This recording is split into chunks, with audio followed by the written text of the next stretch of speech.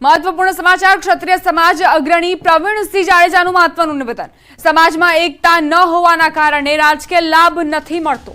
સમાજને રાજકારણથી દૂર ન કરી શકાય। સમાજના વિકાસ માટે રાજકારણ જરૂરી। 19% વસ્તી હોવા છતાં માત્ર 2 જ મુખ્યમંત્રી મળ્યા। ક્ષત્રિય સમાજ એક થવો ખૂબ જરૂરી છે। ક્ષત્રિય સમાજ નૈતિકતાવાળું રાજકારણ કરે એ ખૂબ જરૂરી।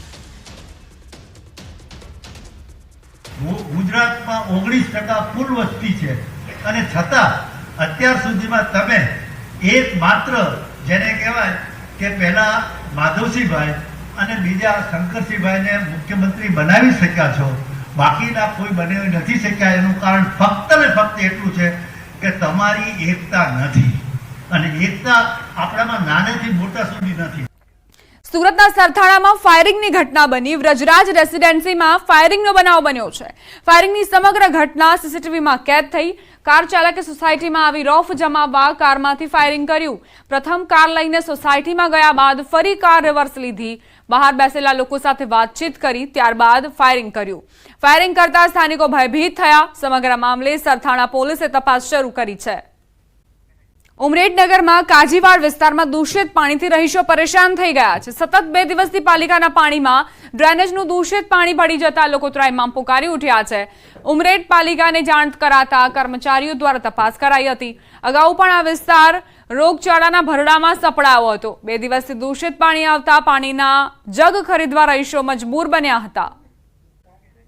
ગુજરાતમાં ઓબીસી કમિશન મુદ્દે હાઈકોર્ટમાં થયેલ પિટિશન પર સુનાવણી હાથ ધરાઈ। રાજ્ય સરકારે હાઈકોર્ટમાં સોગંદનામું રજૂ કર્યું।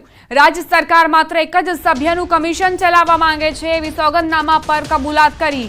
ચીફ સેક્રેટરીએ કર્યું છે આ સોગંદનામું તૈયાર। સરકારે કહ્યું જરૂર પડે તજજ્ઞોની સલાહ લેવાશે। બીજી તરફ જે જ્ઞાતિઓ ઓબીસીમાં સમાવિષ્ટ થવી જોઈએ તેવી જ્ઞાતિઓનો હજુ સુધી યોગ્ય સર્વે નહીં થયો હોવાની અરજદારે રજૂઆત કરી।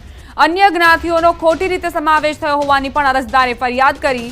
એક સભ્યથી ચાલતા કમિશન મુદ્દે હાઈકોર્ટે ફરી નારાજગી વ્યક્ત કરી। જોકે સોશિયલ ઓડિટના મુદ્દે હજુ પણ સરકારે સોગંદનામા પર સરકારે સ્પષ્ટતા કરી છે, સ્પષ્ટતા નથી કરી।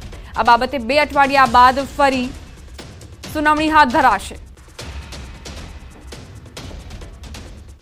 દાખલ થઈ છે। હવે કોર્ટે જે દિશાની અંદર કીધું છે 2 અઠવાડિયાની અંદર અમને પીઆઈએલ કરતાઓને જવાબ ફાઇલ કરવાનો કીધો છે, એટલે અમે એની અંદર બીજા સ્ટેટની અંદર કમિશનરોની શું સ્થિતિ છે અને કાયદાની શું પરિસ્થિતિ એ સાથે અમારો જવાબ ફાઇલ કરીશું। પણ હાલ તો સરકારે એવું કીધું છે કે અમે એક જ જણથી કમિશન ચલાવવાનું નક્કી કર્યું।